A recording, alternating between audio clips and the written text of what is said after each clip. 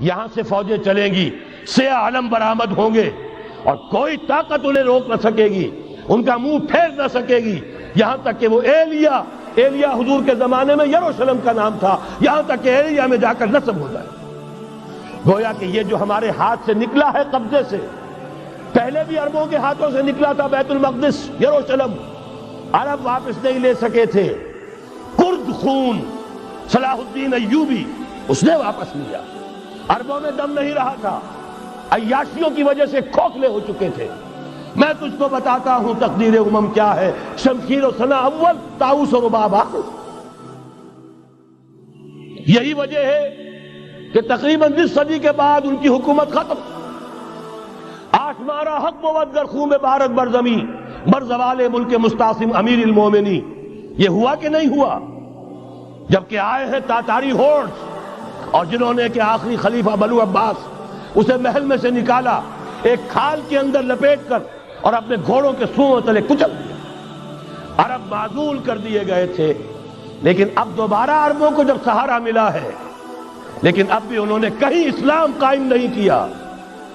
کوئی روس کا غلام رہا، کوئی امریکہ کا غلام رہا، کسی نے اس کا ساتھ دیا، کسی نے اس کا ساتھ دیا۔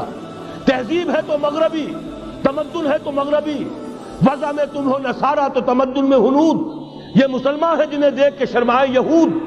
یہی معاملہ جب ان کا ہوا تو اب اللہ تعالیٰ کی طرف سے ان کے اوپر وہ عذاب کی بھٹی گرم ہونے والی۔ لیکن اس کے بعد پھر یہاں سے جائیں گے وہ جو ان کی مدد کریں گے، اور یہ ایلیا کو واپس لینے والے یہ مشرق سے چلنے والے لشکر ہوں گے۔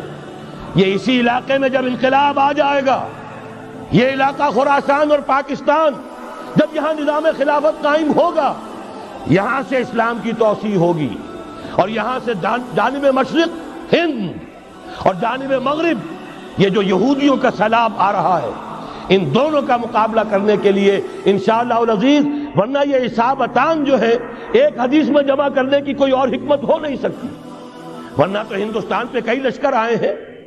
لیکن یہ کہ در حقیقت اسی وقت جبکہ عالم عرب میں وہ بھٹی دہکے گی، اسی وقت یہاں انقلاب آ چکا ہوگا۔ ایک طرف یہاں سے مدد کے لیے لشکر جائیں گے کہ جو مسلمان عرب جو ہیں ان کی مدد کریں گے، حضرت مہدی کے جھنڈے تلے لڑیں گے، حضرت مہدی کی حکومت کو مستحکم کریں گے، یؤتمون للمہدی۔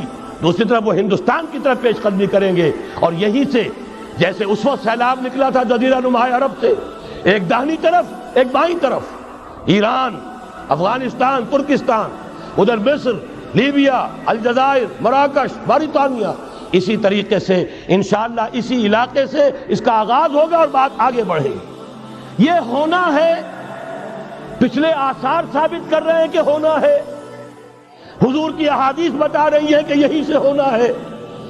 ہوا صرف یہ ہے ہم بھٹک گئے، ہمیں اپنی منزل یاد نہ رہی۔ میں تو بہرحال ان لوگوں میں سے ہوں جنہوں نے نعرے لگائے تھے پاکستان کا مطلب کیا، لا الہ الا اللہ۔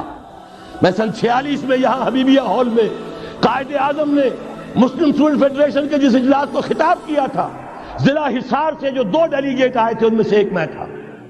میں نے بہرحال اس تحریک میں بھی حصہ لیا ہے، ایک ننھے کارکن کی حیثیت سے لیا ہے، پھر حالات کو بدلتے اپنے آنکھوں سے دیکھا ہے، ہم کہاں سے کہاں جا پہنچے ہیں۔ ضرورت صرف اس بات کی ہے کہ آج ہمارا حال یہ ہے، ہماری قیادت، ہماری سیاست ان لوگوں کے ہاتھ میں ہے کہ وہ فریب خوردہ شاہی کے پلاح و کرگسوں میں اسے کیا خبر کہ کیا ہے، تب وہ تاب جاویدانہ۔